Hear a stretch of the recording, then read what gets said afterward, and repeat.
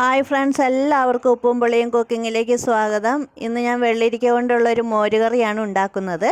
ഈ മോരുകറി ചോറിൻ്റെ കൂടെയൊക്കെ കൂട്ടാൻ വളരെ ടേസ്റ്റുള്ള ഒരു കറിയാണ്. അപ്പോൾ ഈ വെള്ളരിക്ക മോരുകറി എങ്ങനെയാണ് ഉണ്ടാക്കുന്നതെന്ന് നമുക്ക് നോക്കാം. അതിനു വേണ്ടി ഞാൻ ഈ ഒരു വലിപ്പത്തിലുള്ള വെള്ളരിക്ക എടുത്തിട്ടുണ്ട്. അതിൻ്റെ തൊലിയൊക്കെ കളഞ്ഞ് അതൊന്ന് പീസുകളാക്കി എടുക്കണം.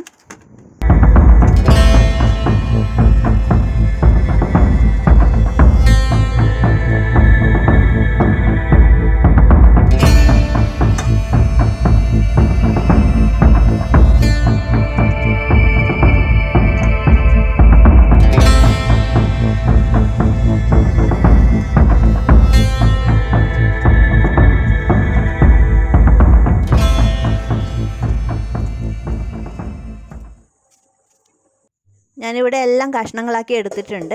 അത് കഴുകി കുക്കറിലേക്ക് ഇട്ട് കൊടുക്കാം.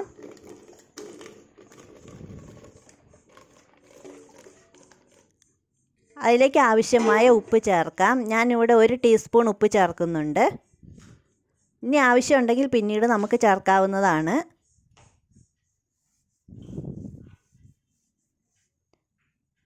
അര ടീസ്പൂൺ മഞ്ഞൾപ്പൊടി ചേർത്ത് കൊടുക്കാം. ഒരു പിടി കറിവേപ്പിലയും ചേർത്ത് കൊടുക്കാം. ഒരു ഗ്ലാസ് വെള്ളം ഒഴിച്ചു കൊടുക്കുക. അതിനുശേഷം നമുക്കതൊന്ന് അടച്ച് വേവിക്കാൻ വയ്ക്കാം.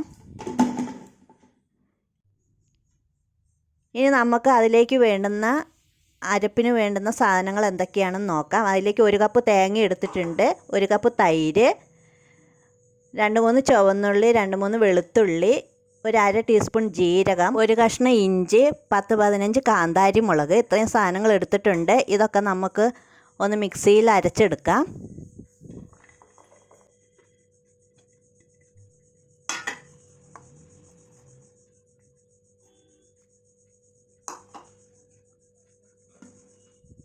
ഇനി നമുക്ക് ആ വെള്ളരിക്ക വെന്തോ നോക്കാം. ഇപ്പോൾ വെള്ളരിക്ക 1 വിസിലടിച്ചപ്പോൾ വെന്തിട്ടുണ്ട്. അതിലേക്ക് ഈ അരച്ച അരപ്പ് ചേർത്ത് കൊടുക്കാം. എന്നിട്ട് നന്നായിട്ടൊന്ന് ചൂടാക്കുക. ഒരു അര ഗ്ലാസ് വെള്ളം കൂടെ ഒഴിച്ച് ആ ജാറൊന്ന് കഴുകി ഒഴിക്കാം. ഇനി അടുപ്പത്ത് വെച്ച് നന്നായിട്ടൊന്ന് അരപ്പ് ചൂടാക്കുക. ഇനി ഉപ്പ് കുറവുണ്ടെങ്കിൽ അത് നോക്കിയിട്ട് ആവശ്യത്തിനുള്ള ഉപ്പും കൂടെ ചേർത്ത് കൊടുക്കാം. നന്നായിട്ടൊന്ന് ഇളക്കി യോജിപ്പിക്കുക.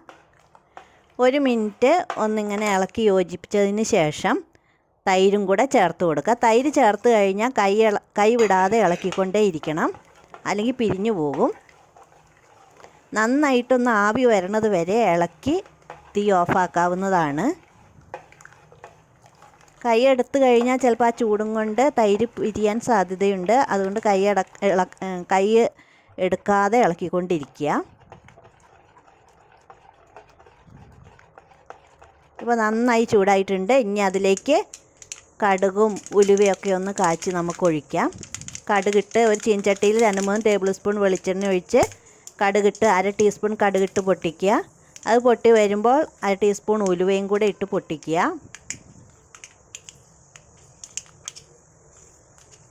ഇനി അതിലേക്ക് കുറച്ച് വറ്റൽമുളക് പൊട്ടിച്ചിടുക. 2-3 വറ്റൽമുളക് പൊട്ടിച്ച് അതൊന്ന് അതിലിട്ട് മൂപ്പിക്കുക. കറിവേപ്പിലയും ചേർത്ത് കൊടുക്കാം. ചിലവർ ചെറിയുള്ളി ചേർത്ത് മൂപ്പിക്കാറുണ്ട്. ഞാനിപ്പോൾ ഇത് മാത്രമേ ചേർക്കുന്നുള്ളൂ, ചെറിയുള്ളി ചേർക്കുന്നില്ല. അത് വേണ്ടവർക്ക് അങ്ങനെ ചെയ്യാം. അപ്പോൾ നമ്മുടെ ടേസ്റ്റിയായ മോരുകറി ഇവിടെ റെഡി ആയിട്ടുണ്ട്. എല്ലാവരും ചെയ്ത് നോക്കുക. താങ്ക്